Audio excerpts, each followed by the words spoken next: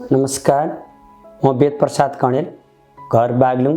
करिब 7 वर्ष अगाडि मेरो पूजनीय बुवा भानुभक्त कणेलको पोस्टेटको अपरेसनको लागि यस अस्पतालमा आएको थिएँ र त्यही सेवा अस्पतालमा आएर बुवाको उपचार गर्दै जाँदा यस अस्पतालले प्रदान गरेका सेवाहरू अत्याधिक राम्रो लागेको थियो। नेपालमै यति ठुलो विशेषज्ञ सेवा सुरु गर्नुभएकोमा आदरणीय डाक्टर उपेन्द्र महतोज्यूलाई पनि म हार्दिक धन्यवाद एवं आभार व्यक्त गर्न चाहन्छु।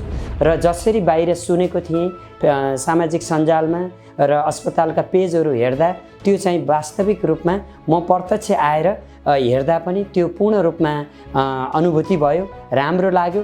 त्यसैको अनुरूप अहिले पुनः मेरो बुवाको उपचारका लागि आएँ र मेरो परिवार श्रीमतीको लागि पनि केही उपचार गर्नुपर्ने भएकोले यस अस्पतालमा आउँदा झनै सेवा सुविधा राम्रो लागेकोमा धेरै खुसी लाग्यो। सेवा सुविधा अनुसार चाहिँ महँगो चाहिँ मेरो मनले चाहिँ महँगो भयो भन्दैन।